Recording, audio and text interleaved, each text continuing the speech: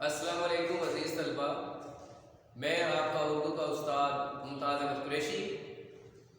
آج جو سبق ہمارے پاس ہے وہ ہے سبق نمبر 6 پنچایت۔ اس کی ہم نے پہلے آدھی ریڈنگ کی تھی، آپ دوبارہ ریڈنگ کرتے ہیں صفحہ نمبر 37 سے۔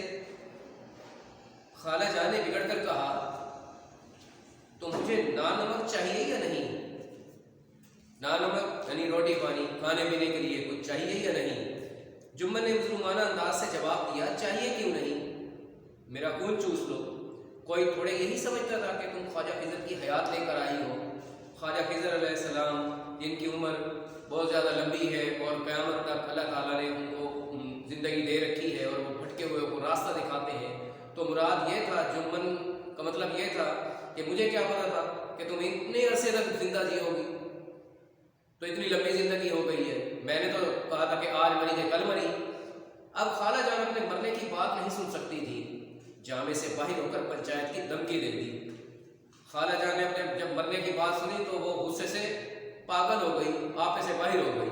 اب اس نے جمن کو دھمکی دی کہ میں تو پنچایت کروں گی۔ جمن ہنسے، وہ فاتحانہ ہنسی جو شکاری کے لبوں پر ہرن کو جال کی طرف جاتے ہوئے دیکھ کر نظر آتی ہے، کہ جمن تو بے پرواہ تھا۔ اس نے کہا، خالہ بوڑھی ہے، کوئی اس کی سنے گا نہیں، لیکن میری تو ہر طرف عزت ہے، روب ہے، دبدبہ ہے، ہر کوئی مجھ سے ڈرتا ہے۔ تو اس نے کہا کہ اگر وہ پنچایت کرتی ہے تو کرتی رہے۔ ہاں ہاں ضرور پنچایت کرو، فیصلہ ہو جائے، مجھے بھی دن رات کا وبال پسند نہیں۔ وبال کے معنی ہے جھگڑا۔ پنچایت کی صدا کس کے حق میں اٹھے گی، اس کے متعلق شیخ جمن کو اندیشہ نہیں تھا۔ کرب و جوار میں ایسا کام تھا جو ان کا شرمندہ منت نہ ہو۔ کرب و جوار ارد گرد میں شرمندہ منت احسان مند کام تھا جو اس کی دشمنی کو حقیر سمجھے۔ اس میں اتنی جرت تھی جو ان کے سامنے کھڑا ہو سکے۔ آسمان کے فرشتے تو اب پنچایت کرنے آئیں گے نہیں، تو جمن یہ سمجھتا تھا کہ آسمان سے فرشتے تو نہیں اترنے جو خالہ کے حق میں فیصلہ دے دیں گے، پنچایت تو زمین پر ہی ہوگی، اور دیکھتے ہیں پھر کس کے حق میں فیصلہ ہوتا ہے۔ اس کے بعد کئی دن تک بوڑھی خالہ لکڑی لیے آس پاس کے گاؤں کے چکر لگاتی رہی۔ کمر جھک کر کمال ہو گئی تھی، ایک ایک قدم چلنا مشکل تھا، مگر بات آ پڑی تھی، اس کا تصفیہ ضروری تھا، تصفیہ فیصلہ۔ شیخ جمن کو اپنی طاقت رسوخ اور منطق پر کامل اعتماد تھا۔ وہ کسی کے سامنے فریاد کرنے نہیں گئے، جس طرح خالہ پھر رہی تھی جگہ جگہ پر پنچایت میں بلانے کے لیے، رونے دھونے کے لیے، تو شیخ جمن کو اپنی طاقت پر مکمل اعتماد تھا۔ وہ کسی کے سامنے رونے دھونے فریاد کرنے نہیں گیا۔ بوڑھی خالہ نے اپنی دانست میں تو گریہ وزاری کرنے میں کوئی کسر نہ اٹھا رکھی۔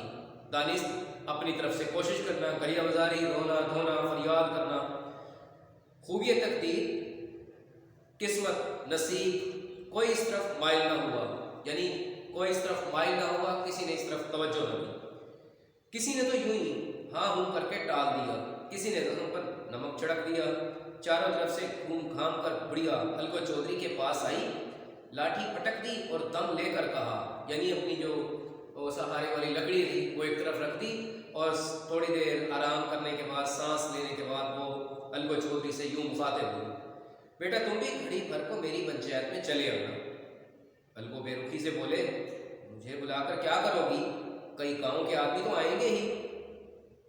اصل میں الکو یہ سوچتے تھے کہ اگر میں پنچایت میں گیا اور پنچایت تو میرے دوست جمن کے خلاف ہے، تو اس طرح دوستری میں دراڑ پڑ سکتی ہے۔ اس لیے خالہ نے خالہ سے مخاطب ہو کر کہا کہ میں وہاں پر آ کر کیا کروں گا، دوسرے لوگ تو آ ہی جائیں گے۔ خالہ نے ہانپ کر کہا، پھر اپنی یاد تو سب کے کان میں ڈال آئی ہوں، آنے نہ آنے کا حال اللہ جانے۔ الکو نے جواب دیا، یوں آنے کو میں بھی آ جاؤں گا، مگر پنچایت میں منہ نہ کھولوں گا۔ خالہ نے حیرت سے پوچھا، کیوں بیٹا؟ الکو نے پیچھا چھڑانے کے لیے کہا، اب اس کا کیا جواب دوں، اپنی اپنی طبیعت ہے، جمن میرے پرانے دوست ہیں، اس سے بگاڑ نہیں کر سکتا۔ اب خالہ کے لیے تو موقع تھا۔ خالہ نے تاک کر نشانہ مارا، بیٹا کیا بگاڑ کے ڈر سے ایمان کی بات نہ کہو گے کہ اگر تمہاری دوستی خراب ہوتی ہے تو حق بات نہیں کہو گے وہاں آ کر؟ شام کو ایک پیڑ کے نیچے پنچایت بیٹھی، ٹاٹ بچھا ہوا تھا، حقہ پانی کا بھی انتظام تھا۔ یہ سب شیخ جمن کی مہمان نوازی تھی، یعنی سب کو وہ کھلا پلا رہا تھا، مہمان نوازی کر رہا تھا تاکہ لوگ اس کے حق میں بولیں۔ وہ خود الکو چودھری کے ساتھ بیٹھے حقہ پی رہے تھے۔ جب پنچایت پوری بیٹھ گئی تو بوڑھی بی نے حاضرین کو مخاطب کر کے کہا، پنچو آج 3 سال ہوئے میں نے اپنی جائیداد اپنے بھانجے جمن کے نام لکھ دی تھی۔ اسے تو آپ لوگ جانتے ہوں گے۔ جمن نے مجھے تاہین حیات روٹی کپڑا دینے کا وعدہ کیا تھا۔ تاہین حیات پوری زندگی، سال 6 مہینے تو میں نے ان کے ساتھ کسی طرح رو دھو کر کاٹے، مگر اب مجھ سے دن رات کا رونا نہیں سہا جاتا۔ مجھے پیٹ کی روٹیاں تک نہیں ملتی، بے کس بیوہ ہوں، تھانہ کچہری کر نہیں سکتی، سوائے تم لوگوں کے اور کس سے اپنا دکھ درد رہوں۔ تم لوگ جو راہ نکال دو اس راہ پر چلوں، اگر میری برائی دیکھو تو میرے منہ پر تھپڑ مارو، جمن کی برائی دیکھو تو اسے سمجھاؤ، کیوں ایک بے کس کی آہ لیتا ہے، بے کس بے بس ہونا۔ رام دھن مصر بولے، جمن میاں پنچ کسے بنتے ہو، یعنی بناتے ہو، کسے سردار بناتے ہو، کسے جج بناتے ہو، اب اسے طے کر لو۔ اب جمن تو انتہائی خوش بیٹھا تھا، اسے اپنے روب اور دبدبے پر، مہمان نوازی پر پورا بھروسہ تھا، تو وہ بے پرواہی سے وہ بولا، خالہ جان جسے چاہیں پنچ بنائیں، مجھے کوئی عذر نہیں ہے کہ پوری پنچایت میں سے جس بندے کو مرضی اپنا وہ جج بنا لے خالہ، تو مجھے کسی قسم کا کسی پر اعتراض نہیں ہے۔ عذر کے معنی ہے اعتراض۔ خالہ نے چلا کر کہا، ارے اللہ کے بندے، تو پنچوں کے نام تو نہیں بتا دیتا۔ جمن نے بڑھیا کو غضبناک نگاہوں سے دیکھ کر کہا، اب اس وقت میری زبان نہ کھلواؤ، جسے چاہو پنچ بنا دو۔ خالہ نے جمن کے اعتراض کو تاڑ لیا، بولی، بیٹا خدا سے ڈر، میرے لیے کوئی اپنا ایمان نہیں بیچے گا، اتنے بھلے آدمیوں میں کیا سب تیرے دشمن ہیں، اور سب کو تو جانے دو، الگو چودھری کو تو تم مانے گا۔ جمن فرتے مسرت سے باغ باغ ہو گئے کہ الگو چودھری کا نام لیا تھا خالہ نے، بھائی میں اس کو اگر پنچ بنا دوں تو اس کو تو تم مانے گا۔ اب تو جمن خوش ہو گیا دل ہی دل میں، لیکن اپنی اس خوشی کو اس نے چھپا لیا، فرتے مسرت خوشی کے مارے، تو اس خوشی کو اس نے چھپایا۔ الگو چودھری ہی صحیح میرے لیے جیسے رام دھن مصر ہے ویسے ہی الگو چودھری بھی ہے، کوئی میرا دشمن نہیں ہے۔ الگو بغلے جھانکنے لگے، یعنی پریشان ہو گئے کہ خالہ نے تو بڑا اچھا طاق کا نشانہ مارا ہے اور میرے دوست کے خلاف ہی مجھے جج بنا دیا ہے۔ الگو اس جھمیلے میں نہیں پھنسنا چاہتے تھے، یعنی اس لڑائی جھگڑے میں نہیں آنا چاہتے تھے، اگر وہ اپنے دوست کے خلاف فیصلہ دیتے تو ان میں بگاڑ پیدا ہو سکتا تھا۔ بوڑھی ماں، تم تو جانتی ہو کہ میری اور جمن کی گاڑھی دوستی ہے۔ خالہ نے جواب دیا، بیٹا دوستی کے لیے کوئی اپنا ایمان نہیں بیچتا، پنچ کا حکم اللہ کا حکم ہے، پنچ کے منہ سے جو بات نکلتی ہے وہ اللہ کی طرف سے نکلتی ہے۔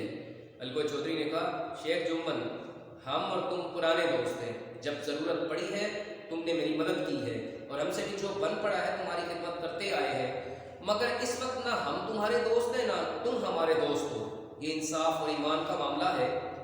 خالہ جان نے پنچوں سے اپنا حال کہہ سنایا، تم کو بھی جو کچھ کہنا ہو کہو۔ جمن ایک شان فضیلت سے اٹھ کھڑے ہوئے، شان فضیلت بہت زیادہ شان سے، اکڑ سے، اور بولے، پنچوں، میں خالہ جان کو اپنی ماں کی بجائے سمجھتا ہوں اور ان کی خدمت میں کوئی کسر نہیں رکھتا۔ ہاں، عورتوں میں ذرا انبن رہتی ہے، انبن لڑائی جھگڑا، اس میں میں مجبور ہوں، عورتوں کی تو یہ عادت ہے ہی، مگر ماہوار روپیہ دینا میرے قابو سے باہر ہے کہ ہر مہینے میں خرچہ دے دوں خالہ کو، یہ میرے بس کی بات نہیں۔ کھیتوں کی جو حالت ہے وہ کسی سے چھپی نہیں، آگے پنچوں کا جو حکم ہوگا سر اور ماتھے پر رکھوں گا۔ الگو کو آئے دن عدالت سے واسطہ رہتا تھا، قانونی آدمی تھے، جمن سے جرح کرنے لگے، یعنی دوست سے بحث کرنے لگا، جرح منے بحث، ایک ایک سوال جمن کے دل پر ہتھوڑے کی ضرب کی طرح لگتا تھا۔ جمن حیرت میں تھے کہ الگو کو کیا ہو گیا ہے، ابھی تو یہ میرے ساتھ بیٹھا کیسے مزے مزے کی باتیں کر رہا تھا، اتنی دیر میں ایسی کایا پلٹ ہو گئی کہ کون سی قسمت بدل گئی ہے، کون سے حالات بدل گئے ہیں کہ الگو جو ہے وہ میرے خلاف بول رہا ہے اور میری جڑ کھودنے پر ہی آمادہ ہے۔ اس نے تو اچھی دوستی نبھائی۔ یہاں تک بیٹے صفحہ نمبر 39 تک میں نے ریڈنگ کیا ہے، میری جڑ کھودنے پر آمادہ ہے، اچھی دوستی نبھائی۔ اس کے بعد جہاں تک ہم نے ریڈنگ کی ہے بیٹے، اس کے اندر سوالات آ رہے ہیں 1 سے 3 تک۔ پہلا سوال ہے بیٹے، جمن شیخ اور الگو چودھری کی دوستی کا آغاز کب ہوا؟ اس کا جواب بیٹے ہم اپنے الفاظ میں بھی لکھ سکتے ہیں کہ الگو چودھری اور جمن شیخ میں دوستی کا آغاز اس وقت ہوا جب یہ دونوں جمن شیخ کے والد کے پاس تعلیم حاصل کرتے تھے۔ اس کے علاوہ اگر آپ نے نشان لگانا ہے تو 36 صفحے پر ہے، دوسری لائن کے آخر پر۔ اس دوستی کا آغاز اسی زمانے میں ہوا جب دونوں لڑکے جمن کے پدرے بزرگوار شیخ جمراتی کے پاس تعلیم حاصل کرتے تھے۔ سوال نمبر 2 ہے بیٹے، شیخ جمن کی بیوی کا خالہ کی ملکیت کے ہبہ نامہ کی رجسٹری کے بعد خالہ سے کیسا سلوک تھا؟ اس کا جواب بیٹے ہمارے پاس ہے صفحہ نمبر 36 پر۔ جب تک ہبہ نامہ پر رجسٹری نہ ہوئی تھی خالہ جان کی خوب خاطرداریاں ہوتی تھیں، خوب میٹھے لقمے چٹپٹے سالن کھلائے جاتے تھے، مگر پگڑی کی مہر ہوتے ہی اس کی خاطرداریوں پر بھی مہر ہو گئی۔ تیسرا سوال ہے بیٹے الگو چودھری کے پنچ مقرر ہونے پر شیخ جمن کیوں خوش تھا؟ الگو چودھری کے پنچ مقرر ہونے پر شیخ جمن اس لیے خوش تھا کہ الگو چودھری اس کا دوست ہے اور اسی کے حق میں ہی فیصلہ دے گا۔ یہ تھے بیٹے 3 سوال صفحہ نمبر 42 پر پنچایت سبق کے۔ آج بیٹے ہم نے پنچایت سبق کے ریڈنگ کی، اس کے میں نے آپ کو معنی بتائے اور اسی ریڈنگ کے اندر پہلے 3 سوال آئے ہیں، اس کے جوابات میں نے آپ کو بتائے ہیں۔ تو یہی 1 سے لے کے 3 سوالات آپ نے بیٹے ہوم ورک میں کرنے ہیں۔ عزیز طلبہ، آج کا یہ ہمارا لیکچر ختم ہوا۔ اگر آپ کو کوئی بات سمجھ میں نہ آئی ہو تو واٹس ایپ نمبر پر رابطہ کر سکتے ہیں، اور جو لنک ہم نے آپ کو بھیجا ہے وہاں سے بھی مدد لے سکتے ہیں۔ اللہ تعالیٰ آپ کو خوش رکھے۔